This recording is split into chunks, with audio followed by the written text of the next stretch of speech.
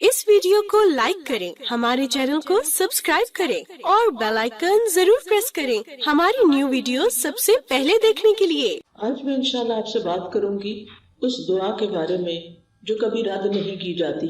दुआ एक इबादत है, दुआ हमारी जरूरत है।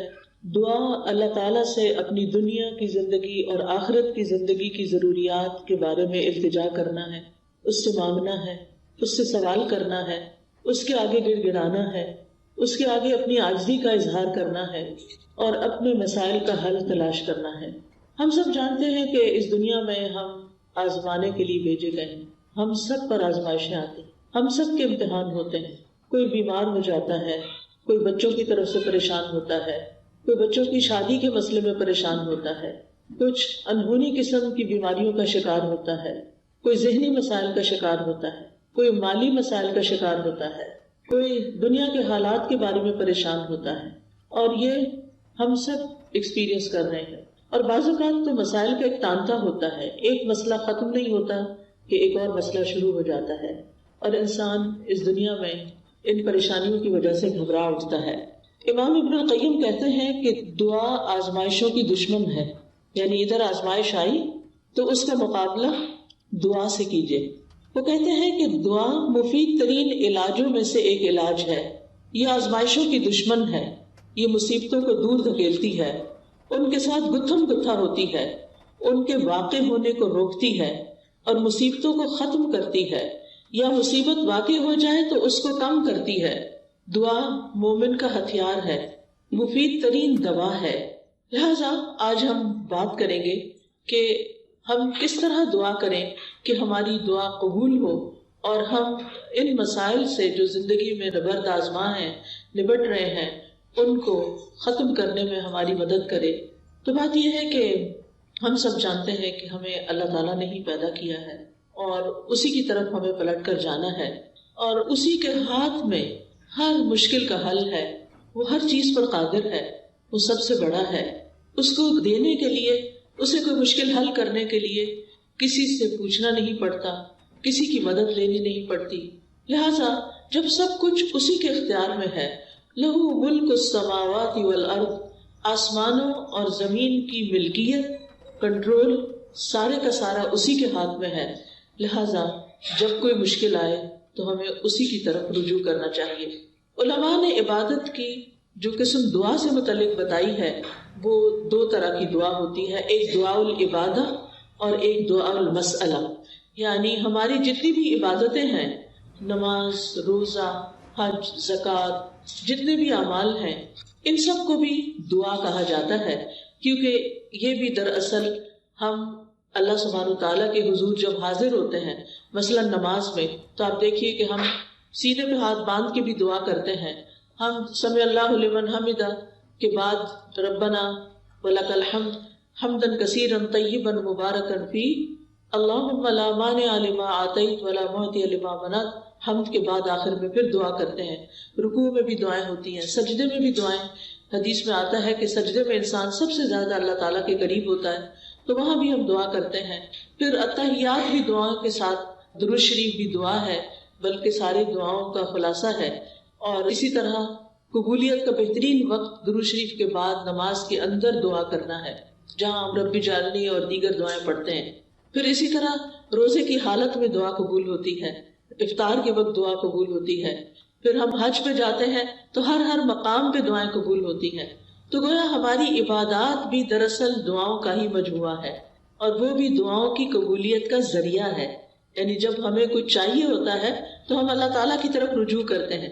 नबी सल्लल्लाहु अलैहि वसल्लम का तरीका क्या था कि जब उन्हें कोई मुश्किल पेश आती तो वो क्या करते, नमाज के लिए खड़े हो जाते और नमाज में फिर दुआ करते, अल्लाह ताला से मदद मांगते।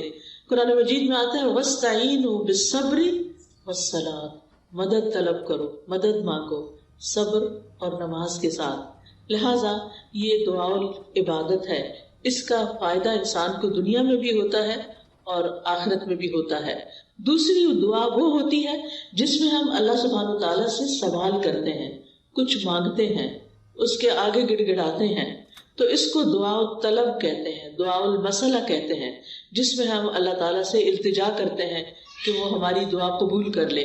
اس کے بارے میں اللہ تعالیٰ فرماتے ہیں وَقَالَ رَبُّكُمُ ادْعُونِي أَسْتَجِبْ لَكُمْ، تمہارے رب نے کہا کہ مجھ کو پکارو، مجھ سے مانگو، میں تمہاری دعا قبول کروں گا۔ ایک اور جگہ پر آتا ہے سورۃ البقرہ میں وَإِذَا سَأَلَكَ عِبَادِي عَنِّي فَإِنِّي قَرِيبٌ أُجِيبُ دَعْوَةَ الدَّاعِ إِذَا دَعَانِ فَلْيَسْتَجِيبُوا لِي وَلْيُؤْمِنُوا بِي لَعَلَّهُمْ يَرْشُدُونَ، اور تمہارے رب نے فرمایا کہ مجھ سے دعا کرو، میں تمہاری دعا قبول کروں گا، اور جب میرے بندے آپ سے میرے بارے میں سوال کریں تو بے شک میں قریب ہی ہوں، میں پکارنے والے کی پکار کا جواب دیتا ہوں جب بھی وہ مجھے پکارتا ہے۔ تو گویا اللہ سبحانہ وتعالی بندے کے بہت قریب ہے۔ فإنی قریب، ایک اور جگہ پر آتا ہے ان ربی قریب مجیب، کہ بے شک میرا رب قریب بھی ہے اور دعا قبول کرنے والا بھی ہے۔ لیکن دعا کی قبولیت کے لیے کیا کرنا چاہیے؟ فَلْيَسْتَجِيبُوا لِي وَلْيُؤْمِنُوا بِي لَعَلَّهُمْ يَرْشُدُونَ، ان کو چاہیے کہ وہ میری بات بھی قبول کریں، یعنی اگر وہ یہ چاہتے ہیں کہ ان کی دعا قبول ہو، ان کی بات قبول ہو، تو پھر وہ کیا کریں؟ وہ میری بات قبول کریں، میرے احکامات کو بھی قبول کریں۔ تو گویا اللہ تعالیٰ کی اطاعت بہت بڑا ذریعہ ہے دعاؤں کی قبولیت کا۔ اور پھر اسی طرح وَلْيُؤْمِنُوا بِي، مجھ پر اعتماد کریں، ایمان رکھیں، یعنی دعا کرتے رہیں، جب اس کی قبولیت کا وقت ہوگا، جب وہ واقعی قبول ہونی چاہیے، اس وقت وہ دعا قبول ہو جائے گی۔ اس لیے مایوس نہ ہو، اعتماد رکھیں، ایمان رکھیں، یقین رکھیں، لعلہم یرشدون، تاکہ وہ بھلائی پائیں، ہدایت پائیں۔ کیونکہ رشد جو ہوتی ہے، رشد اس میں ہدایت بھی ہوتی ہے اور بھلائی کے معنوں میں ہوتی ہے۔ یعنی انسان کی عقل کی دو قسمیں ہوتی ہیں، ایک وہ ہوتی ہے جس کے ذریعے انسان چیزوں کو سمجھتا ہے، اچھے برے کا فرق پہچانتا ہے، اور ایک ہدایت کی قسم رشد کہلاتی ہے، جس میں انسان اچھے برے کا فرق جان کر پھر بھلائی تک پہنچ جاتا ہے، خیر تک پہنچ جاتا ہے۔ اس لیے رب سے دعا کرتے رہنا چاہیے۔ اسی لیے ابراہیم علیہ السلام نے جب دعائیں کی تھی تو آخر میں فرمایا تھا ان ربی لسمیع الدعاء، بے شک میرا رب تو ضرور دعاؤں کا سننے والا ہے، یعنی وہ تو لازماً دعائیں سنتا ہے۔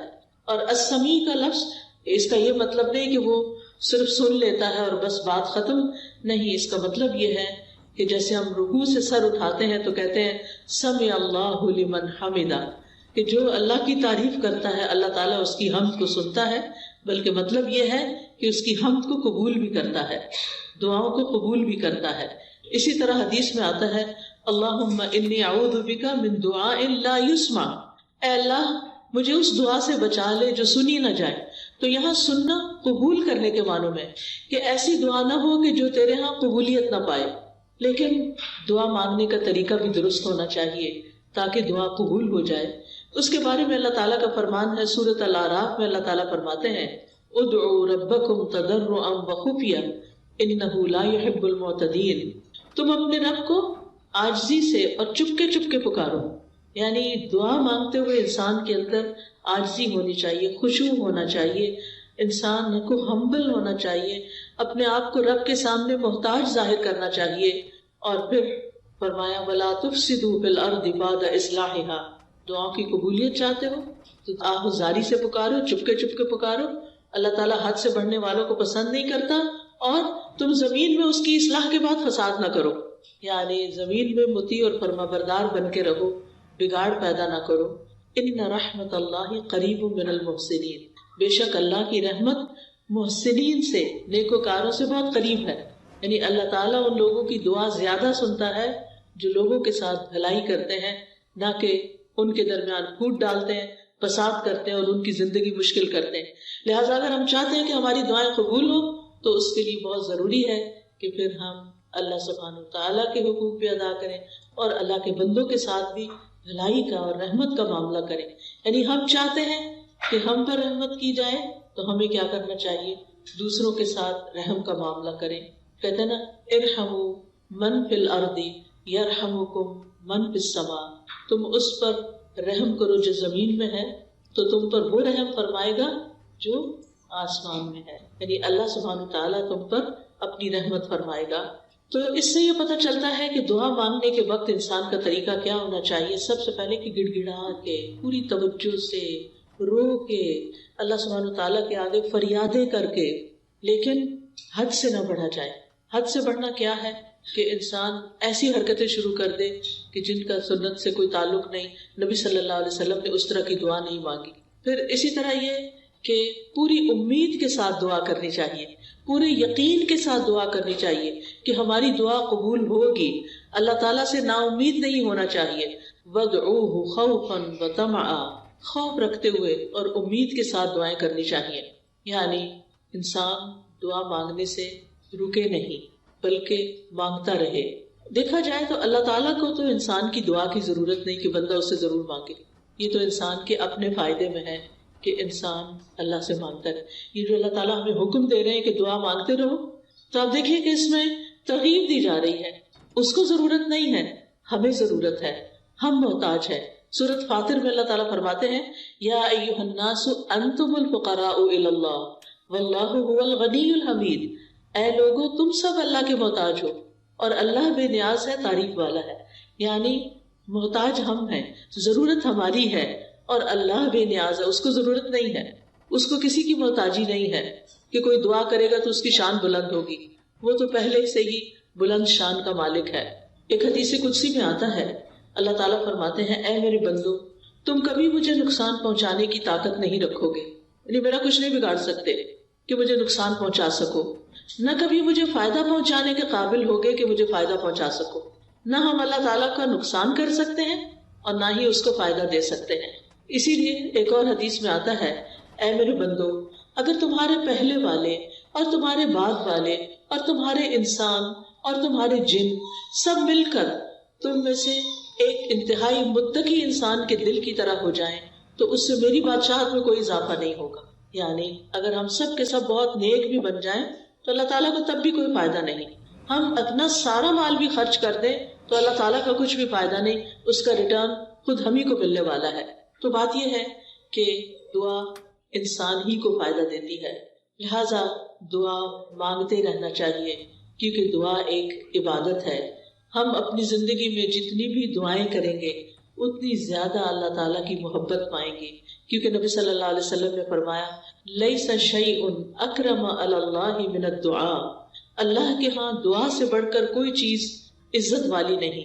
یعنی ہم بندوں سے مانگتے ہیں تو وہ کیا ہوتا ہے, ذلت ہوتی ہے, لیکن جب ہم اللہ سے مانگتے ہیں تو اللہ تعالیٰ کے ہاں درجات بلند ہوتے چلے جاتے ہیں, عزت بڑھتی چلی جاتی ہے.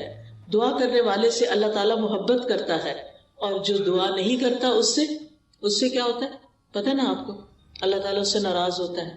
جو دعا نہیں کرتا, جو اللہ سے نہیں مانگتا, جو اللہ کے سامنے اپنی حاجت نہیں رکھتا, اللہ تعالیٰ اس سے ناراض ہوتا ہے. لہٰذا دعا کرنے والے اللہ کے محبوب ہیں اور نہ مانگنے والوں سے اللہ تعالیٰ ناراض ہوتا ہے. دعا نہ کرنا تکبر کی علامت ہے. بعض لوگوں کو کہا جاتا ہے نا دعا کرو, میں تو بہت کر لی کوئی فائدہ نہیں ہوا, یا کہتے ہیں اس کو تو پتہ ہی ہے ہمیں کیا چاہیے, ہمیں کیا ضرورت ہے کہ ہم اس سے مانگیں. نہیں, ہمیں ضرورت ہے اس سے مانگنے کی, اور جب تک ہم مانگتے رہیں گے ہماری نیکیوں میں اضافہ ہوتا رہے گا اور ایک وقت آئے گا کہ قبول بھی ہو جائے گی. قیامت کے دن یعنی ہر دعا قبول ہوتی. کچھ دعائیں دنیا میں اسی وقت دیر اینڈ دین قبول ہو جاتی, کچھ دعاؤں کے بدلے میں اللہ تعالیٰ ہماری کچھ اور خیر بھلائی کر دیتا ہے جو ہم خود مانگ نہیں رہے ہوتے. اللہ تعالیٰ وہ چیزیں ہمیں عطا کر رہا ہوتا ہے جو ہماری اس دعا کی قبولیت سے زیادہ بڑی ضرورت ہوتی ہے, اور کچھ دعائیں ہماری آخرت کے لیے سیو کر دی جاتی ہیں. جب ہمارے عمل میں کچھ بہت اچھا نہیں ہوتا, ہمارے پاس بہت ساری نیکیاں نہیں ہوتی, لیکن ہم کسی مسئلے میں پریشان ہوتے ہیں اور دعائیں کرتے رہتے ہیں, تو یہ ہماری نیکیوں میں اضافے کا ذریعہ بن جاتی ہیں. اور قیامت کے دن اللہ تعالیٰ کے ہاں جو بندہ ان دعاؤں کا اجر پائے گا جو دنیا میں قبول نہیں ہوئی تھی, تو انسان کیا تمنا کرے گا, کاش دنیا میں میری کوئی دعا بھی قبول نہ ہوئی ہوتی اور آج سارے کا سارا مجھے یہی ملتا. ہم سب جانتے ہیں کہ دنیا کی زندگی جو ہے وہ ہماری بہت ہی محدود سی ہے. یہاں اگر ہمیں سب کچھ بھی مل جائے تو بھی ہم دیکھتے ہیں کہ یا وہ چیز ختم ہو جاتی ہے یا ہم چلے جاتے ہیں دنیا سے. یعنی کچھ بھی تو یہاں باقی رہنے والا نہیں. ہمارے پاس قارون کے خزانے بھی ہوں تو وہ بھی ختم ہو جائیں گے, تو بھی ہمیں دنیا سے چلے جانا ہے. کل من علیہا فان ویبقی وجہ ربک ذو الجلال والاکرام. اس لیے کبھی بھی مایوس نہ ہو, مانگتے چلے جائیں, مانگتے چلے جائیں. دعا مانگنے سے کبھی بھی تھکے نہیں. لیکن دعا مانگنے کے کچھ آداب ہیں، کچھ شرائط ہیں، وہ ہمیں ضرور سیکھ لینی چاہیے، اور اگر ہم نے سیکھی ہوئی ہیں تو ضرور دوہرا لینی چاہیے. اور اس کا فائدہ کیا ہے کہ اس سے ہماری دعائیں قبول بھی ہوں گی اور ہمارے دل میں ایک اطمینان بھی پیدا ہوگا. تو ابن قیم نے چند سطروں میں دعا کا خوبصورت نچوڑ پیدا کیا ہے. وہ کہتے ہیں کہ وہ کون سی اہم چیزیں ہیں جو کسی انسان کو دعا کرتے ہوئے معلوم ہونی چاہیے، اور اس کے آخر میں انہوں نے یہ جملہ کہا ہے پورے یقین کے ساتھ کہ جو ان شرائط کو پورا کر کے دعا کرے گا وہ دعا کبھی رد نہیں ہوگی، یعنی اس کی دعا کبھی رد نہیں ہوگی. تو آج کا موضوع بھی یہی ہے کہ وہ کون سی دعا ہے جو رد نہیں ہوتی، یعنی وہ کس طریقے سے مانگی ہوئی دعا ہے جو ضرور قبول ہو جاتی ہے. اور یہ باتیں انہوں نے اپنی کتاب الجواب الکافی لمن سأل عن الدواء الشافی، اردو میں بھی کتاب آپ نے اس کا ترجمہ دیکھا ہوگا دوائے شافی کے نام سے. ہو سکتا ہے آپ میں سے کچھ لوگوں نے یہ کتاب پڑھی ہو. بہت ہی اچھی کتاب ہے، پڑھنے کے لائق ہے. میں سمجھتی ہوں جس نے زندگی میں یہ کتاب نہیں پڑھی اس کے علم میں بہت بڑی کمی ہے. اردو میں یہ کتاب، انگلش میں بھی کچھ مختصر سی شاید ٹرانسلیشن ہے، اصل کتاب عربی میں ہے. اگر آپ کو اردو نہیں بھی سمجھ آتی، نہیں پڑھ سکتے، تو کم از کم آپ اس کے آڈیو لیکچر سن سکتے ہیں. قرآن فار آل ایک ایپ ہے جس میں دوائے شافی کے سارے لیکچرز ریکارڈڈ موجود ہیں. اس میں سے ایک ایک لیکچر اگر آپ کر کے سنیں گے تو کتاب ختم ہو جائے گی. آڈیو بک ہے وہ، اور چھوٹا چھوٹا میں نے ایکسپلین بھی کیا ہوا ہے اس میں.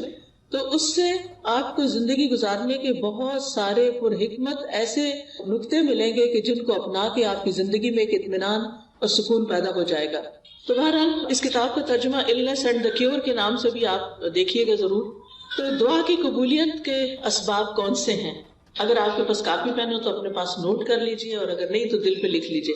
سب سے پہلی چیز دل کا حاضر ہونا، یعنی دعا کی قبولیت کے لیے سب سے اہم ترین چیز کیا ہے کہ دل کی حضوری کے ساتھ دعا کی جائے. یعنی مقصد کو حاصل کرنے کے لیے مقصد کو پہلے اچھی طرح سمجھ لینا چاہیے کہ مانگنا کیا ہے، پھر مانگنے کے لیے الفاظ کیا ہونے چاہیے. کیونکہ آپ دیکھیے جتنے اچھے الفاظ سے آپ مانگتے ہیں نا، اور جتنے پیار سے مانگتے ہیں، جتنی عاجزی سے مانگتے ہیں، تو جو آپ مانگتے ہیں وہ آپ کو مل جاتا ہے. آپ کسی انسان سے بھی، کسی بچے سے بھی، مثلا بعض اوقات ایسا ہوتا ہے نا، بچہ آپ کی کوئی چیز اٹھا کے بھاگ جاتا ہے تو آپ اسے کہتے ہیں ادھر آؤ، واپس لاؤ، تو کیا ہوتا ہے؟ وہ اور دور بھاگتا ہے.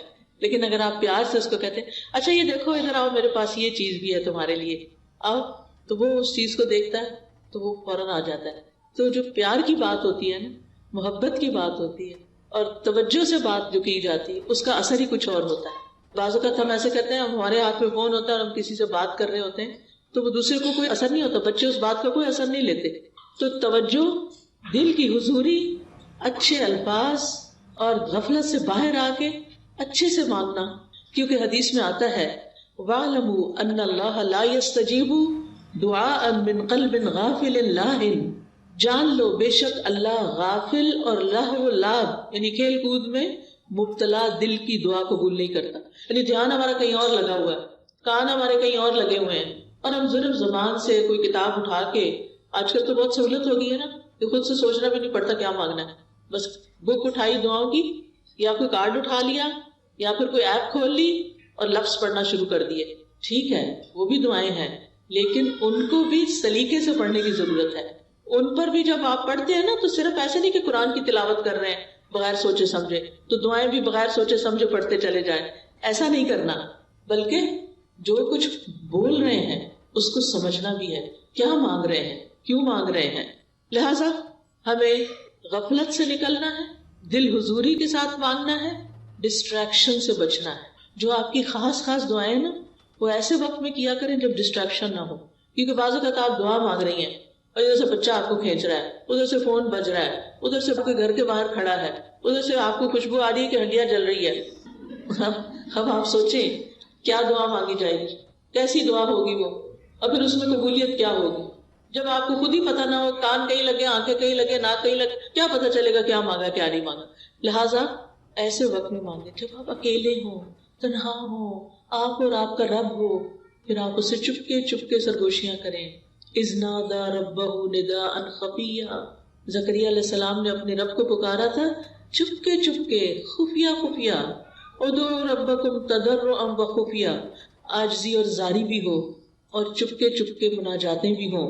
کیونکہ دعا کرتے وقت جذبات بھی ساتھ ہونے چاہیے، یعنی اللہ کی رحمت کو محسوس کرنا چاہیے، اللہ کا شکر ادا کرنا چاہیے کہ اس نے توفیق دی ہے، اور پھر اس یقین کے ساتھ کہ اللہ بڑا مہربان ہے، رحم فرمانے والا ہے، وہ اس وقت بھی سن رہا ہے، وہ میرے دل کی حالت جانتا ہے، اور وہ کچھ دے سکتا ہے جو میں مانگ رہی ہوں۔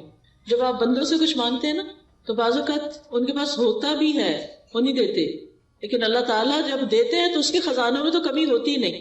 بندوں کو تو یہ خوف ہوتا ہے نا، ہم نے دے دیا تو ہمارا کیا بنے گا، ہر دفعہ ایسے ہی ہوتا ہے نا، کوئی ہم سے کچھ مانگ لے تو پہلے ہم سوچتے ہیں ہمارا کام چلے گا دینے کے بعد، بس اتنا ہی دیتے ہیں جتنا ہم بس دینا چاہتے ہیں، اس سے آگے نہیں۔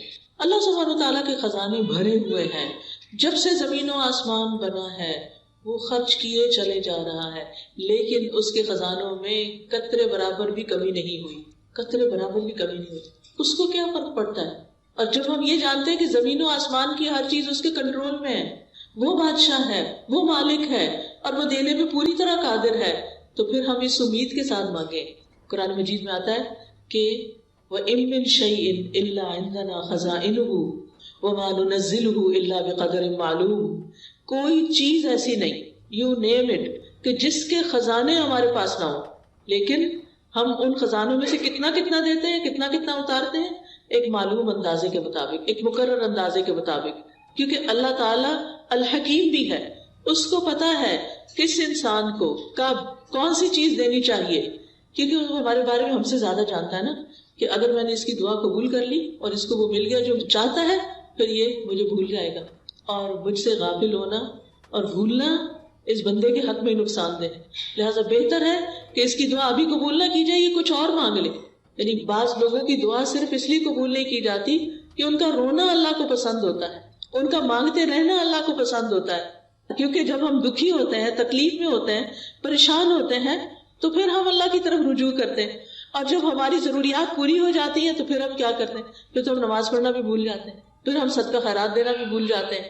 لہٰذا اللہ سبحانہ وتعالیٰ ہمیں کسی نہ کسی مشکل میں ڈالے رکھتا ہے ہمارے فائدے کے لیے، ہماری بھلائی کے لیے، تاکہ ہم اللہ تعالیٰ کی طرف رجوع کرتے رہیں۔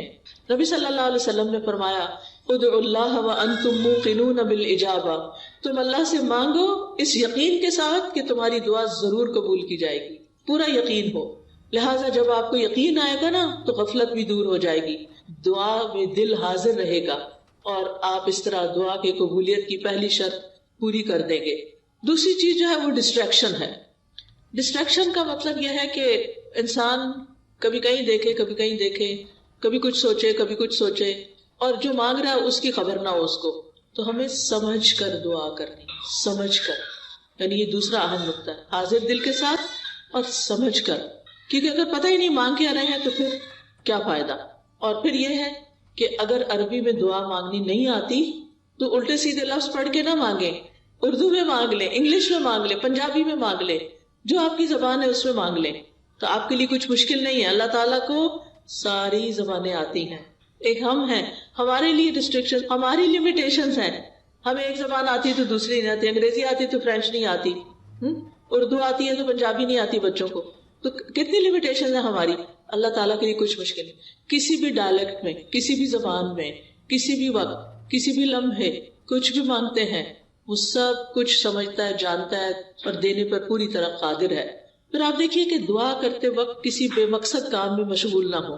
اچھا بعض لوگ موبائل سے دعائیں پڑھتے ہیں، ٹھیک ہے، سہولت کے لیے پڑھ سکتے ہیں آپ، اب کیا ہوتا ہے اتنے میں اوپر ایک نوٹیفیکیشن آ جاتا ہے، اچھا آدھی دعا پڑھی، آدھا میسج پڑھا، نہ ادھر کے نہ ادھر کے، ملٹی ٹاسکنگ ہو رہی۔ دنیا کے کاموں میں تو ملٹی ٹاسکنگ آپ کر سکتے ہیں، لیکن اللہ تعالیٰ کے ہاں تو بس ایک وہ ہے، اس کو ایک مانتے ہوئے بس وہ اس میں بھی یہ بھی شریک کرنا پسند نہیں کرتا کہ جب ہم اس سے بات کر رہے ہوں تو ہم اوروں کے بارے میں سوچ رہے ہوں، یا اس سے بات کر رہے ہوں تو بیچ میں کسی اور سے باتیں شروع کر دیں، اس کو یہ پسند نہیں ہے۔ لہٰذا ہمیں ڈسٹریکشن سے بچنا ہے۔ بعض اوقات یہ ہوتا ہے کہ کوئی چیز ہمارے انگوٹھی وغیرہ ہاتھ میں ہوتی ہے تو کچھ لوگ کیا کرتے ہیں، دعا مانگتے اس سے کھیلنا شروع کر دیتے ہیں، کوئی بٹن کھول بند شروع کر دیتا ہے، کچھ اور کرنے لگتے ہیں۔ ان ساری چیزوں سے بچنا ہے۔ اس وقت کپڑے نہیں سنوارنے، کوئی اور کچھ نہیں، کھجانا شجانا بھی نہیں، اگر کھجانا پہلے کھجا لیں اور پھر اس کے بعد دعا کرنی شروع کریں، یعنی 100% آپ کی توجہ دعا کی طرف ہونی چاہیے۔ ہمارے اسلاف میں سے کسی نے ایک شخص کو دیکھا کہ دعا کر رہا تھا اور ساتھ کنکریوں سے کھیل رہا تھا، انہوں نے کہا یہ کنکریاں پھینک دو اور اپنی دعا پہ توجہ کرو، دعا کرتے ہوئے تمہارا دل اور اعضاء سارے، پورا جسم اس طرف متوجہ ہونا چاہیے۔ تو یہ تھی پہلی شرط، ٹھیک ہے۔ دوسری شرط یا دوسرا نقطہ یا دوسرا ادب کیا ہے؟ قبولیت کے 6 اوقات میں سے کسی وقت میں دعا کرنا۔ اب قبولیت کے 6 اوقات کون سے ہیں؟ میں ابھی آپ کو بتاتی ہوں۔ یہ 6 اوقات ایسے ہیں جن میں دعا قبول ہو جاتی ہے اور کبھی رد نہیں ہوتی۔ لہٰذا دل کو حاضر رکھنے کے ساتھ ساتھ دوسری چیز وقت کا انتخاب ہے کہ کس وقت آپ مانگیں، کون سا زیادہ سوٹیبل ٹائم ہے۔ تو ان میں سے سب سے پہلے رات کا آخری تہائی حصہ، 1/3 of last part of the night. اب وہ کیا ہے؟ جیسے آپ کے موبائل پہ وہ ٹائمنگز ہوتے ہیں نا صلاۃ کے، تو وہ آ جاتا ہے تہجد کا وقت آ جاتا ہے، آج کل شاید 1:30 ہے یا کچھ اس طرح، تو وہ لاسٹ پارٹ آف نائٹ ہوتا ہے، جو تیسرا حصہ، آخری حصہ ہوتا ہے رات کا، فجر کی اذان سے پہلے، آپ سمجھے 1.5-2 گھنٹے پہلے۔ اب اس وقت میں آپ اللہ تعالیٰ سے دعا کریں گے، جو کہ تہجد کا وقت ہوتا ہے، سب سو رہے ہوتے ہیں، فون کالز کرنے والے بھی سو رہے ہیں، آنے جانے والے بھی سو رہے ہیں، گھر والے بھی سو رہے ہیں، بچے بھی سو رہے ہیں، سبھی سو رہے ہیں۔ اب آپ کا رب جاگ رہا ہے، لہٰذا جب آپ کی آنکھ کھلے تو آپ اپنے رب کو پکاریں، چاہے آپ بستر میں لیٹے ہوئے پکاریں، منع نہیں ہے لیٹ کے دعا کرنا، آپ لیٹ کے بھی دعا کر سکتے ہیں۔ اس وقت کوئی آپ کو دیکھ نہیں رہا ہوگا، آپ اللہ کے آگے رو سکتے ہیں، آپ اپنی التجائیں فریادیں کر سکتے ہیں۔ اگر کوئی ساتھ سویا ہوا ہے تو پھر زور سے نہیں بولیے، دل دل میں بولیے، کیونکہ اللہ تعالیٰ نے اجازت دی ہے کہ ادعوا ربکم تضرعا وخفیہ، خفیہ خفیہ، چپکے چپکے، وسپرنگ میں، دل ہی دل میں اللہ کے ساتھ فریادیں کرنا شروع کر دیں، اور یہ دل کی حضوری کا بہترین وقت ہے۔ حدیث میں آتا ہے ہمارا رب تبارک و تعالی ہر رات آسمانی دنیا پہ نزول فرماتا ہے، جب رات کا آخری تہائی حصہ باقی رہ جاتا ہے اور وہ آواز دیتا ہے کوئی جو مجھ سے دعا کرے تو میں اسے قبول کر لوں۔ اللہ تعالیٰ خود پکار رہے ہیں، مانگو مجھ سے، ہے کوئی جو مجھ سے مانگے تو میں اسے عطا کر دوں، ہے کوئی جو مجھ سے بخشش طلب کرے تو میں اس کو معاف کر دوں، اور یہ ہر رات ہوتا ہے، ایوری نائٹ۔ لہٰذا اس وقت سے فائدہ اٹھانا چاہیے۔ اگر ہم اپنے گناہوں سے پریشان ہیں، اپنی بری عادتوں سے پریشان ہیں، اپنے کچھ مینٹل ہیلتھ کے بارے میں پریشان ہیں، کسی خاص مسئلے کے بارے میں پریشان ہیں، تو اس آخری حصے میں رات کے اٹھیں اور اللہ تعالیٰ سے دعا کریں۔ اللہ تعالیٰ اپنی شان کے مطابق آپ کو نوازے گا، اور یہ دعاؤں کی قبولیت کا سنہری موقع ہوتا ہے۔ دوسرے مواقع کون سے ہیں؟ ابن القیم لکھتے ہیں وَعِندَ الْأَذَانِ، حدیث میں بھی آتا ہے اذان۔ اب آپ کہیں گے ہمارے گھر میں تو اذان ریکارڈڈ ہے، بالکل ریکارڈڈ اذان بھی اذان ہے، وہ کچھ اور تو نہیں ہے نا۔ بعض لوگ کہتے ہیں اچھا اس کا جواب دیں، بھائی کیوں نہ دے، وہ کیا کہہ رہے ہیں؟ وہ وہی تو کہہ رہے ہیں جو اذان کے الفاظ ہیں۔ اب آپ مسجد میں بھی ہوتے ہیں تو کیا آپ کو مؤذن کی اصل آواز آ رہی ہوتی؟ نہیں نا، کس میں سے آ رہی ہوتی؟ مائک کے تھرو آ رہی ہوتی ہے۔ لہٰذا وہاں بھی آپ جواب دیں گے، اور گھر میں جب موبائل پہ اذان لگے گی یا اذان کلاک پہ اذان لگے گی، اس کا بھی آپ پورا جواب دیں گے، اور اس کے بعد دعا کریں گے۔ وہ قبولیت کا وقت ہے۔ اچھا کچھ لوگ تو گھروں میں اذان آن ہی نہیں کرتے، موبائل پہ بھی انہوں نے بس وہ چھوٹی سی اذان رکھی ہوئی ہے جو بس تھوڑا سا نوٹیفیکیشن دیتی ہے، 2 دفعہ اللہ اکبر کر کے وہ بند ہو جاتی ہے۔ نہیں، اپنے گھروں میں اذان لگائیں۔ پہلے تو الفجر کی وہ اذان ہوتی تھی، کلاک ہوتا تھا، وہ گھروں میں عام طور پر بج رہا ہوتا تھا، تو بہت ضروری ہے۔ ہمارے گھروں کے اندر جو شیاطین کا اثر ہے، جو بے چینیاں ہیں، جو بچوں کی نافرمانیاں ہیں، ان میں بہت بڑی وجہ یہ ہے کہ گھروں میں قرآن نہیں پڑھا جاتا، گھروں میں اذان کی آواز نہیں سنائی دیتی۔ ہم ایسی جگہوں پر رہتے ہیں کہ جہاں پر اذان نہیں آتی، لہٰذا بہت ضروری ہے کہ آپ ہر طرح کے شر سے بچنے کے لیے گھر میں اذان بلند آواز سے لگائیں، کہ ہر نماز کے وقت پر اذان لگ جائے، اور اس کا جواب دیں گے آپ۔ اللہ اکبر کا اللہ اکبر جو مؤذن کہتا جاتا ہے آپ جواب میں وہی بولتے جائیں گے، اور جب وہ حی علی الصلاۃ اور حی علی الفلاح کہے گا تو اس وقت آپ لا حول ولا قوۃ الا باللہ پڑھیں گے، اور اس کے بعد پھر یہ ہے کہ آپ یہ دعا پڑھیں گے اللہم رب هذه الدعوۃ التامۃ والصلاۃ القائمۃ آت محمدا الوسیلۃ والفضیلۃ وابعثہ مقاما محمودا الذی وعدتہ، اور پھر درود شریف پڑھ کے جو دل میں ہے آپ کے مانگے اللہ سے، انشاءاللہ آپ کی دعا قبول ہوگی۔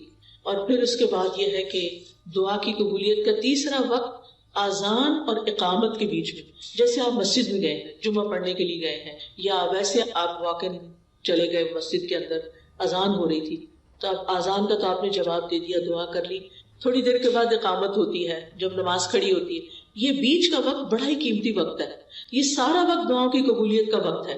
لیکن افسوس کے ساتھ یہ کہنا پڑتا ہے کہ ایون جمعے کے دن مسجد میں ہوتے ہوئے لوگ اس وقت کی قدر نہیں کرتے، جبکہ وہ وقت بھی قبولیت کا وقت ہوتا ہے. لہٰذا آپ کا دل اگر بوجھل ہے، آپ پریشان ہیں، آپ جہاں ڈرائیو کیجیے اور جائیے مسجد میں جا کے بیٹھ جائیے، اذان سنیے، اذان اور اقامت کے بیچ میں خوب خوب اللہ سے رو کے دعائیں کیجیے اور پھر نماز پڑھ کے آ جائیے. عورتوں کا مسجد جانا منع نہیں.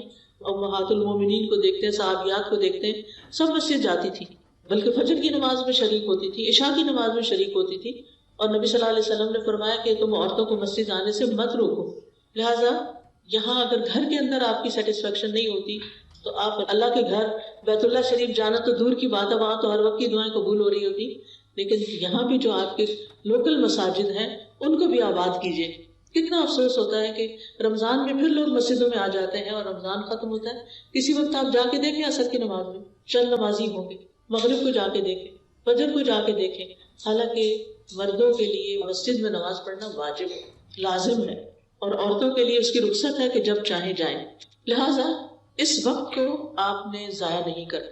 پھر دعا کی قبولیت کا چوتھا وقت فرض نماز کے آخر میں، فرض نماز کے آخر میں وہ کون سا وقت ہوتا ہے؟ سلام پھیرنے سے پہلے. جہاں آپ اتحیات پڑھتے ہیں نا، تو اتحیات پڑھنے کے بعد درود شریف پڑھتے ہیں. آپ نے ساری نماز مکمل کر لی، اب آپ اس وقت صرف ربی جل نہیں پڑھ کے سلام نہ پھیر دیں، وہ بھی پڑھیں، اور اس کے علاوہ آپ کی جو بھی دعا ہے دل میں، اردو میں نہیں مانگے، آپ دیکھ لیں مسنون دعا میں سے کون سی دعا سے ملتی جلتی، یا آپ صرف استغفار پڑھنا شروع کر دیں. کیونکہ استغفار سے کیا فائدے ہوتے ہیں؟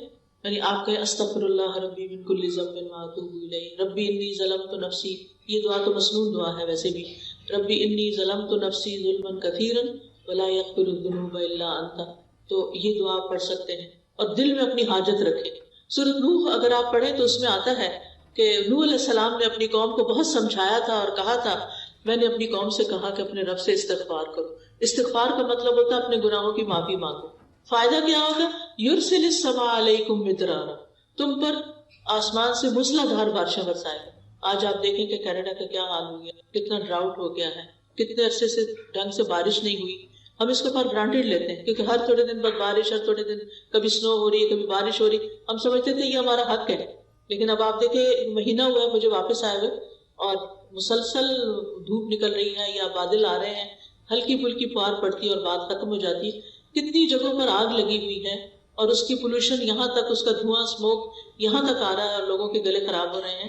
اور کیا کہہ رہے ہیں ماہرین کہ اس کا حل صرف بارش ہے، بارش ہوگی تو یہ آگ بجھے گی. ان کے پاس کوئی طریقہ ذریعہ نہیں ہے آگ بجھانے کا. تو آپ خود سوچئے کہ ہم سب کو اجتماعی استغفار کرنی چاہیے. ہم یہ نہ سوچے کہ سب کچھ ہے کہ کیا فرق پڑتا ہے اگر نہیں بھی بارش، تو اچھا موسم ہے، باہر چھتری نہیں لے کے جانی پڑے گی، پارک میں جا کے بیٹھیں گے، دھوپ میں بیٹھیں. نہیں، بارش کی انسانوں کو، جانوروں کو، پرند چرند ہر ایک کو ضرورت ہوتی ہے. پودوں کو ہماری ضرورت ہے، ہم سب کو ضرورت ہے. اگر پانی کی سطح نیچے چلی جائے تو آپ دیکھیں کہ کھیت ویران ہو جاتے ہیں.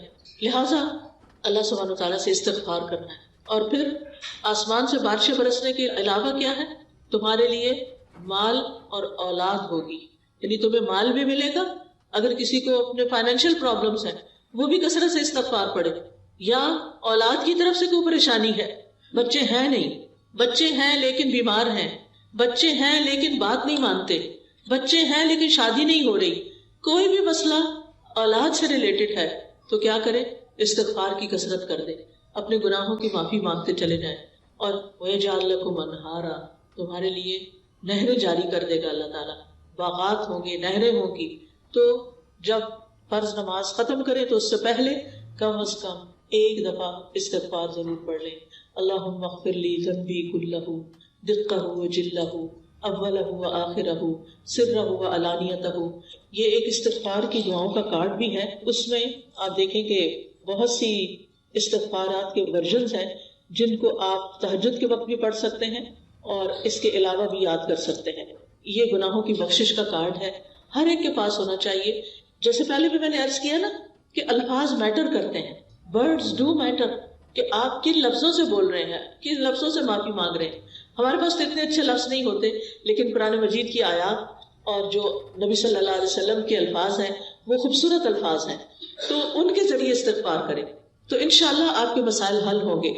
اب یہ جو سلام پھیرنے سے پہلے کا وقت ہے یہ بہت قیمتی وقت ہے، کیونکہ آپ نے وضو کیا، قبلے کی طرف رخ کیا، اللہ اکبر کہہ کے اللہ کی بڑائی بیان کی، ہاتھ باندھ کے اس کے سامنے کھڑے رہے، اللہ کے کلام کی تلاوت کی، آپ نے رکوع کیا، آپ نے اللہ کی حمد بیان کی، آپ نے سجدہ کیا، آپ اتحیات میں بیٹھے، اور پھر آپ نے 1 رکعت پڑھی، 2 رکعت پڑھی، 3 پڑھی، 4 پڑھی، اور اب آپ تشہد میں بیٹھے ہوئے ہیں۔ عاجزی کا انداز ہے، گھٹنے موڑ کے بیٹھنا، عاجزی کے ساتھ بیٹھے ہوئے ہیں اور قبلہ رخ کیا ہوا ہے، درود شریف پڑھ لیا آپ نے، کتنی ساری چیزیں جمع ہو گئی آپ کی دعا کی قبولیت کے لیے۔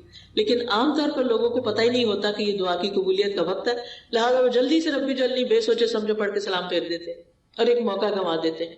لہٰذا اگر مثال کے طور پر آپ بیمار ہیں تو آپ اللہ تعالیٰ سے دعا کر سکتے ہیں، اللہم اشفنی، اللہم اشفنی، اللہ مجھے شفا دے دے، اللہ مجھے شفا دے دے۔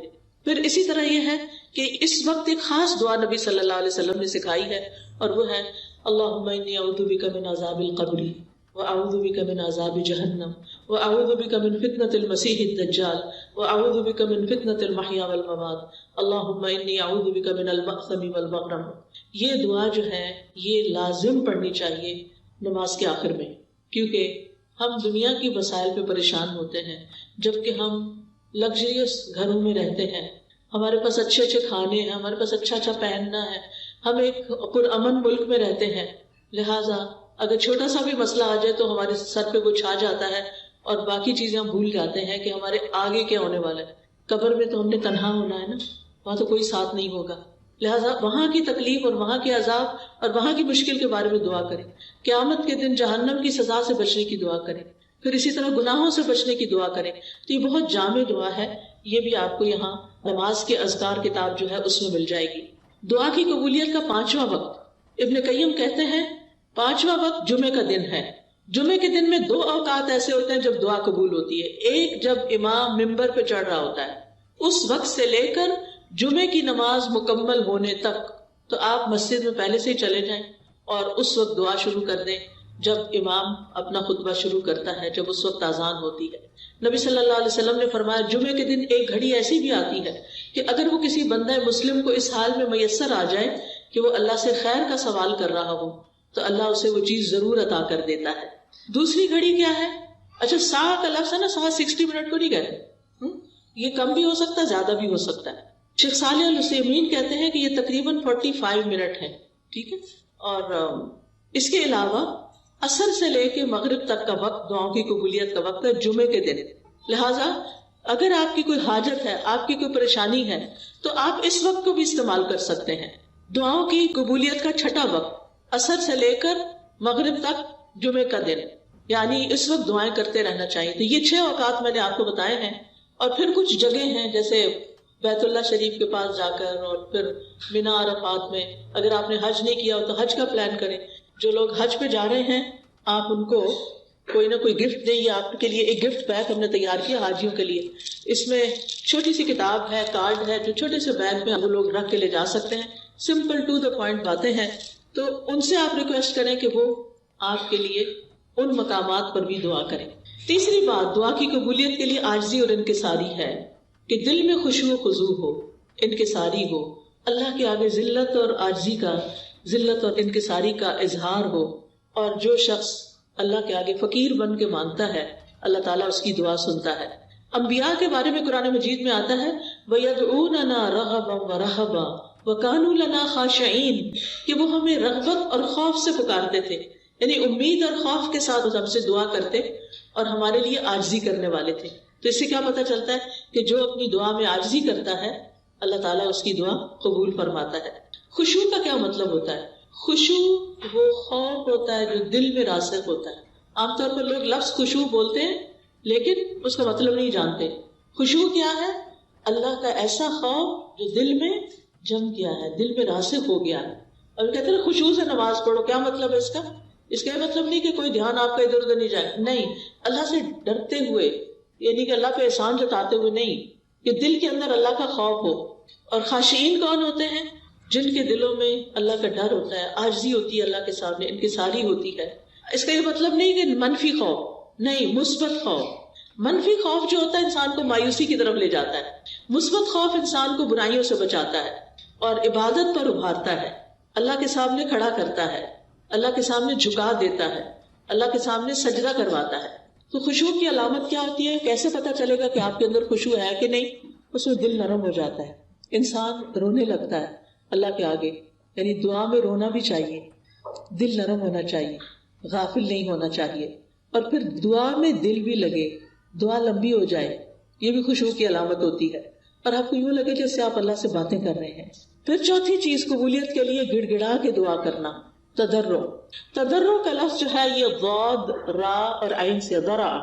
درع کہتے ہیں گائے کی وہ جگہ جہاں گائے کا دودھ جمع ہوتا ہے. آپ دیکھیں کہ جب بچہ پیدا ہوتا ہے نا گائے کا، تو گائے کے بچے کو کتنی تڑپ ہوتی ہے ماں کے تھن کی طرف جانے کی. کبھی دیکھا آپ نے یہ منظر؟ آپ نے بھی کچھ نہیں دیکھا، نہیں تو ویڈیو پہ کسی پہ دیکھ لیں. مجھے یاد ہے میں چھوٹی سی تھی تو جب گاؤں میں گئی تو وہاں پر جب وہ بچہ نیا پیدا ہوتا ہے وہ بڑا خوبصورت ہے، مجھے بڑا شوق ہوتا تھا دیکھنے. اچھا وہ بچہ اپنے پاؤں پہ کھڑا ہوتے ہی سیدھا ماں کے تھن کی طرف جاتا ہے کہ میں جلدی سے ماں کا دودھ پی لوں. تو وہ جو شوق ہے نا، وہ جو تڑپ ہے نا، اور چونکہ گائے رکھنے والوں نے خود بھی اپنے لیے بھی دودھ نکالنا ہوتا ہے تو بچے کو چھوڑ نہیں دیتے، وہ اس کو باندھتے ہیں اور پھر اپنا دودھ نکالتے ہیں، پھر بچے کو بچا ہوا کچھ اس کو بھی پینے کو لیے دے دیتے ہیں. تو بچے کو سب دودھ کی کریونگ ہوتی ہے، بچہ تڑپ کر دودھ کی طرف لپکتا ہے، اس کے بغیر وہ زندہ نہیں رہ سکتا. تو دعا مانگتے ہوئے ہمارے اندر بھی ایسا ہی شوق، ایسی ہی تڑپ ہونی چاہیے، طلب ہونی چاہیے جو گائے کے بچے کو اپنے ماں کے دودھ کی ہوتی. چلے گائے کا بچہ نہیں دیکھا، انسان کا بچہ تو دیکھا ہوگا نا کہ بچے ماں کو کتنا تنگ کرتے. کل ہی میں کسی ماں اور بچے کے ساتھ تھی تو میں دیکھ رہی تھی، بچہ کھیل کے آتا تھا، واپس آ کے ماں کے اوپر چڑھتا اور ماں کا گریبان کھینچنے لگتا کہ مجھے دودھ پلاؤ. وہ پلاتی، پھر وہ تھوڑی دیر پھر اس کا دھیان کھیل کی طرف ہوتا، پھر وہ چھوڑ کے کھیل میں لگ جاتا، پھر وہ واپس آتا، پھر اس کا یہ. تو یہ جو شوق ہے نا کہ پلٹ پلٹ کے اللہ کی طرف جانا کہ اللہ تعالیٰ آپ ہماری دعا قبول کر لے، بس آپ نہیں دینا ہے، آپ نہیں کرنا ہے. تو یہ تڑپ بڑی ضروری ہے، کیونکہ انسان اللہ کے بغیر تو زندہ نہیں رہ سکتا نا، وہ تو پھر لاشا ہے جو ایک چلتا پھرتا ہے. اصل چیز کیا ہے کہ انسان اللہ سبحانہ وتعالیٰ کے ساتھ یعنی ایک تعلق رکھے، ایک آہوزاری رکھے. اور پھر آپ دیکھتے ہیں کہ جن بچڑوں کی مائیں مر جاتی نا گائے، تو بچڑے زندہ بھی نہیں رہتے.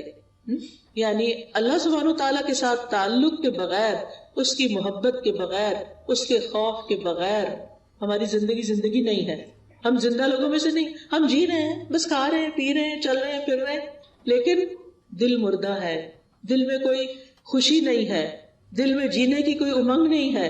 اسی لیے آپ دیکھیں کہ جو مایوس لوگ ہوتے ہیں وہ خودکشی کرنا چاہتے ہیں، وہ زندہ ہی نہیں رہنا چاہتے. تو دعا جو ہے وہ انسان کو مایوسی سے بچاتی ہے، ڈپریشن میں جانے سے بچاتی ہے. آپ کو ایک سہارا ہوتا ہے، آپ کو ایک امید ہوتی ہے کہ آپ کا رب ہے، وہ زندہ رب ہے، الحی القیوم، وہ ضرور سنے گا اور وہ اس بھمر سے مجھے نکالے گا، اس مشکل سے مجھے باہر لے جائے گا. 5واں نقطہ، قبلہ رخ ہو کے دعا کرنا. یہ فرائض میں سے نہیں ہے لیکن یہ قبولیت کے لیے افضل ہے. ابن قیم کہتے ہیں واستقبل الداعی القبلۃ، کہ دعا کرنے والا قبلہ رخ ہو کر دعا کرے. یہ دعا کے آداب میں سے ہے. عبداللہ بن زید کہتے ہیں کہ جب نبی صلی اللہ علیہ وسلم نماز استسقاء کے لیے باہر نکلے اور آپ نے خطبہ دیا تو حدیث میں آتا ہے واستقبل القبلۃ ودعا، کہ آپ قبلہ رخ ہوئے، اس کے بعد آپ نے خوب دعا کی. تو قبلہ رخ ہو کر دعا کرنا قبلے کی پیٹھ کر کے دعا کرنے سے بہت بہتر ہے. اور خاص دعائیں جو آپ نے کرنی ہوتی ہیں اور جن کے بارے میں آپ چاہتے ہیں کہ وہ قبول ہو ہی جائیں، تو اس کے لیے ضروری ہے کہ آپ پھر قبلہ رخ ہو جائیں. 6واں نقطہ، طہارت کا خیال رکھنا. ابن قیم کہتے ہیں وَقَانَ عَلَى الطَّهَارَةِ، کہ دعا کی قبولیت اور اس کے رد نہ ہونے کی 6 اہم بات یہ ہے کہ انسان باوضو ہو. ٹھیک ہے، پیریڈز میں بھی آپ دعا کر سکتے ہیں، نفاس کی حالت میں بھی آپ دعا کر سکتے ہیں، دعا منع نہیں ہے، لیکن اگر آپ چاہتے ہیں کہ پاک صاف ہو کر کریں تو وہ زیادہ افضل ہے اور قبولیت کے قریب ہے. کیونکہ ہوتا کیا ہے، ہماری دعاؤں کی قبولیت میں گناہ رکاوٹ ہوتے ہیں. جب انسان وضو کرتا ہے تو کیا ہوتا ہے، گناہ جڑ جاتے ہیں نا. اور جب 2 رکعت نماز بھی پڑھ لی جائے تو کیا ہوتا ہے، اور گناہ جڑ جاتے ہیں. تو پھر آپ دعا کرتے ہیں تو کیا ہوتا ہے، دعا قبول ہو جاتی ہے. اس لیے وَاسْتَعِینُوا بِالصَّبْرِ وَالصَّلَاةِ، جب خاص کوئی مشکل آ جائے، کوئی تکلیف ہو، خاص نفل پڑھیں، بہتر ہے تہجد کے وقت پڑھیں ورنہ کسی بھی وقت پڑھیں، اور پھر اللہ تعالیٰ سے دعا کریں. 7واں نقطہ، اللہ تعالیٰ سے ہاتھ اٹھا کے مانگنا، خوب اونچے کر کے مانگنا، یا اللہ تو مجھے عطا کر، چاہے جوڑ کے مانگے چاہے تھوڑا فاصلہ ہو، دونوں طرح ہی ٹھیک ہے۔ حدیث میں آتا ہے بے شک تمہارا رب حیادار اور سخی ہے، وہ اس بات سے شرماتا ہے کہ بندہ دعا کے لیے اس کی طرف ہاتھ اٹھائے اور وہ انہیں خالی لوٹا دے۔ اللہ تعالیٰ ہاتھوں کو خالی نہیں پھیرتا۔ آپ دیکھیں کہ اللہ تعالیٰ الغنی ہے، الکریم ہے، زمین و آسمان کا بادشاہ ہے، تو اس کو تو کچھ بھی دینا مشکل نہیں۔ تو جب وہ بندہ ہاتھ اٹھاتا ہے، سوال کرتا ہے، تو اللہ تعالیٰ کو یہ اچھا نہیں لگتا کہ اس کو کہے اچھا کچھ نہیں جاؤ واپس، وہ ڈال دیتا ہے۔ اب یہ ہے کہ آپ اپنے آپ کے بارے میں ذرا سوچیں کہ جب کوئی آپ کے سامنے سوال رکھتا ہے، ہاتھ پھیلاتا ہے، آپ کسی مال میں گئے ہیں وہاں یا کسی ایسی جگہ پر، وہ سڑکوں کے کنارے کھڑے ہوتے ہیں نا یہاں بھی لوگ، تو دیکھ کے دل بڑا برا ہوتا ہے کہ ہائے کچھ دیا نہیں، پتہ نہیں کتنے ضرورت مند ہوں گے۔ تو ہم انسان ہوتے ہوئے ہمارے دلوں میں ایک رحم آ جاتا ہے مانگنے والے کے حق میں۔ تو اللہ سبحانہ وتعالیٰ وہ کیسے نہیں اپنے بندے پہ رحم کرے گا جو کہ بہت سی ماؤں سے بھی بڑھ کے پیار کرنے والا ہے۔ دعائے استسقاء میں تو آپ صلی اللہ علیہ وسلم نے اتنے اونچے ہاتھ کھڑے کیے تھے کہ آپ کے بغلوں کی سفیدی نظر آنے لگ گئی تھی، یعنی اپنے سر سے بھی اونچے کر لیے تھے اپنے ہاتھ۔ کچھ لوگ ایسے ہی بس رکھ کے بیٹھ جاتے ہیں، کچھ لوگ ہاتھ پہ ہاتھ رکھ لیتے ہیں، ایسے بھی نہیں کرنا چاہیے، کھول کے ہاتھ، چاہے بیچ میں فاصلہ رکھے یا نہ رکھے۔ اور خاص طور پہ شدید حاجت کے وقت آپ بلند آواز سے پکاریں، چیخ چیخ کے نہیں پکارے، بلند آواز سے پکاریں، تنہائی میں رو کے پکاریں، ہاتھ اونچے کر لیں، اور کہ بس اللہ تعالیٰ آپ نے یہ کام ضرور کرنا ہے، آپ نے یہ مشکل آسان کرنی ہے، آپ کر سکتے ہیں، آپ کے لیے کچھ بھی مشکل نہیں، آپ کے لیے کوئی رکاوٹ نہیں، یعنی واسطے دے دے کے۔ ہاں کچھ مواقع ایسے ہیں جن میں ہاتھ نہیں اٹھائے جاتے، جیسے خطیب اگر جمعہ کا خطبہ دے رہا ہے اور اس وقت آپ دل دل میں اللہ کو پکار رہے ہیں، تو اب وہ خطبہ دے رہا ہے اور آپ ہاتھ اٹھا رہے ہیں، اس وقت منع ہے۔ اسی طرح طواف کے دوران دعائیں قبول ہوتی ہیں لیکن آپ ہاتھ نہیں اٹھاتے، چلتے جاتے ہیں سیدھے۔ اسی طرح سعی کے دوران بھی دعائیں قبول ہوتی ہیں تو آپ ہاتھ نہیں اٹھاتے، اور سنت سے ثابت بھی نہیں ہے۔ 8واں نقطہ یہ ہے کہ آپ اللہ کی حمد و ثنا سے دعا کی ابتدا کریں، یعنی پہلے اللہ تعالیٰ کی حمد کریں۔ یہاں حمد کا بھی کارڈ ہے، الحمدللہ۔ جب یہ کارڈ آپ پڑھیں تو جو دل میں آپ کی دعا ہے دعا کریں، انشاءاللہ دعا قبول ہوگی۔ یہ کارڈز آپ کے گھر میں ہونے چاہیے۔ ہم دیکھیں کہ جب کسی کا بچہ پیدا ہوتا ہے، کوئی ویڈنگ ہوتی ہے، تو مہنگے سے مہنگے کارڈ خرید کر ایک دوسرے کو دیتے ہیں، اور وہ کیا کرتے ہیں چند دن اس کو کہیں رکھتے ہیں، ادھر ادھر ٹیبل وغیرہ پہ سجاتے ہیں اور اس کے بعد سب ٹریش میں چلے جاتے ہیں۔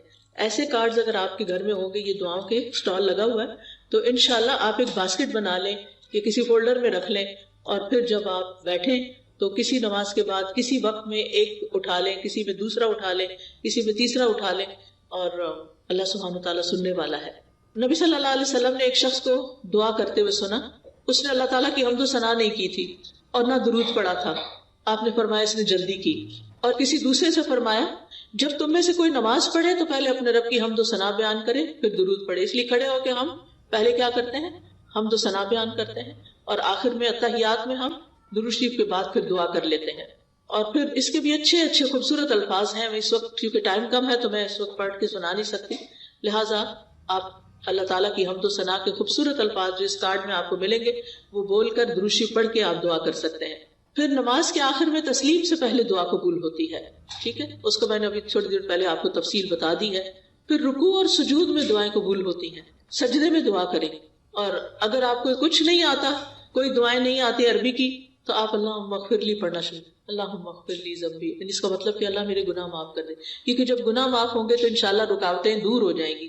یا ہم کہتے ہیں نا کہ رکاوٹ ہو گئی ہے، بندش ہو گئی ہے، اس کے پیچھے کوئی گناہ ہے، پھر ہمیں سمجھ ہی نہیں آتی، ہمیں یاد ہی نہیں آتا ہمارا کون سا گناہ ہے، ہم کہتے پتہ نہیں کیا گناہ ہے، ہم اپنی نیکیوں کو یاد کرتے ہیں، گناہوں کو یاد نہیں کرتے۔ ٹھیک ہے آپ نیکیوں کو بھی یاد رکھیں، لیکن آپ گناہوں کو ضرور یاد کریں کہ کہیں میں نے کسی کے حق تو نہیں مارا، کہیں کسی رشتہ دار کی حق تلفی تو نہیں کی، کہیں کسی ضرورت مند کی میں نے تو ضرورت نہیں پھیر دی، کسی ضرورت مند کا مذاق تو نہیں اڑایا، کبھی کسی پہ باتیں تو نہیں بنائی، کبھی کسی بہن بھائی کو ضرورت ہوئی تو میں نے کان بند کر لیا اور اس کی مدد نہیں کی۔ یعنی بعض اوقات ایسا ہوتا ہے کہ ہم دوسروں سے خیر روک دیتے ہیں تو ہم سے بھی روک دی جاتی۔ حضرت اسماء رضی اللہ تعالیٰ عنہ کو نبی صلی اللہ علیہ وسلم فرماتا لا تو کی فیو کا علیہ کی، اپنے وہ جو ہوتی ہے چھوٹی سی پوٹلی تو اس کی رسی باندھ کے نہ رکھو ورنہ تمہارے اوپر بھی باندھ دیا جائے گا۔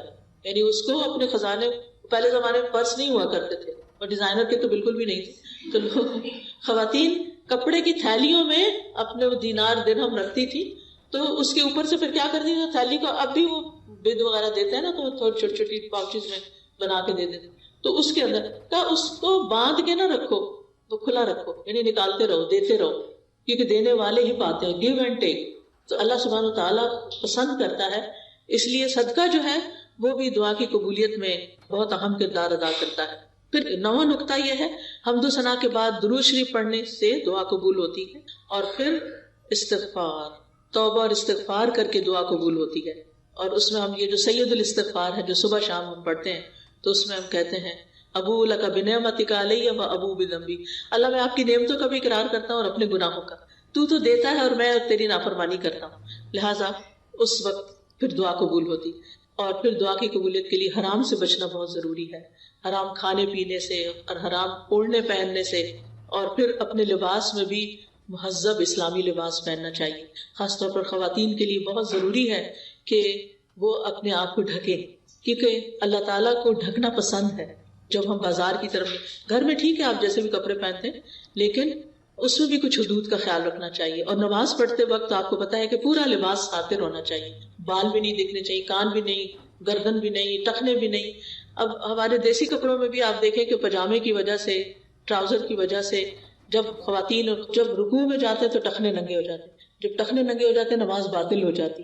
یا تو آپ بڑی چادر لے کے کریں، یا کوئی جراب پہنیں، یا آپ شرٹ لمبی رکھیں، نماز کا ایسا کپڑا بنائیں کہ آپ اوپر سے نیچے تک ڈھک جائیں، ورنہ نماز قبول نہیں ہوگی. اگر نماز قبول نہیں ہوئی تو دعا کیسے قبول ہوگی؟ تو اس لیے یہ چھوٹی چھوٹی چیزیں جو ہیں، چھوٹی نہیں بڑی ہیں، ان کا بھی دھیان رکھنا ضروری ہے. کیونکہ ایک شخص پکارتا ہے تو اللہ تعالیٰ فرماتے ہیں کہ اس کی دعا کیسے قبول ہو، کہ اس کی غذا بھی حرام کی اور اس کا لباس بھی حرام کا. نہیں، نہ کھانے میں وہ احتیاط کرتا، بس حلال ہے حرام ہے کچھ بھی کھا لیتا ہے، اور اسی طرح لباس کا بھی اہتمام نہیں کرتا. تو اس کا اہتمام بھی ضروری ہے، کیونکہ دعا کی قبولیت میں لباس کا اہم کردار ہے. پھر اسی طرح 10واں نقطہ ہے دعا میں تکرار، ریپیٹیشن. دعا بار بار دہرانا، دہراتے جائیں، پھر مانگے پھر مانگے پھر مانگے، ایک دن، دوسرے دن، تیسرے دن. کبھی یہ نہ کہیں بہت دفعہ پکارا ہے اب مانگا نہیں جاتا، بس تھک گیا ہوں مانگ. کبھی نہ تھکے، اور بار بار ربنا کہیں، اے ہمارے رب، اے میرے رب. اور پھر یہ کہ اللہ تعالیٰ کے اچھے اچھے ناموں کے ساتھ اس کو پکارے. اور پھر یہ کہ کہیں اللہ تعالیٰ سے، اللہ تعالیٰ میں تو مانگتا رہوں گا، میں نے نہیں پیچھے ہٹنا، آپ نے مجھے دینا ہی دینا ہے، آپ نے مجھے وہ عطا کرنا ہے جو میں آپ سے مانگ رہا ہوں. اور آپ مجھ جیسے مسکین انسان کو خالی ہاتھ لوٹا دیں گے، میں نے خالی ہاتھ نہیں جانا. آپ دیکھیں کہ بندوں کے سامنے بھی جب ہم، حالانکہ بندے سٹنجی ہوتے ہیں، اللہ تعالیٰ تو سخی کریم ہے، تو بندوں سے بھی جب ہم سب بخیل سے بخیل بندے کے آگے بھی تکرار کریں نا تو وہ پھر مان ہی جاتا ہے کسی طرح. بعض اوقات ایسا ہوتا ہے نا کہ کوئی شخص پہلی دفعہ آپ سے مانگتا تھا، آپ کہتے میں نے نہیں دینا، یہ تو بس ہیبیچول ہے. اچھا پھر دوسری دفعہ کسی اور طریقے سے، تیسری دفعہ اپنے بچوں کو ہی دے دیں، چوتھی دفعہ کسی اور طریقے سے مانگو، پھر آپ جاؤ سر سے اترو، لے جاؤ چلو. یعنی کہ نہیں، آپ کا ارادہ ہوتا ہے بالکل نہیں دینا، اور پھر آپ دے چکتے، پھر آپ سوچتے اچھا نکلوا ہی لیا اس نے. تو اس کے اصرار کی وجہ سے، اگر وہ صرف ایک دفعہ کہتا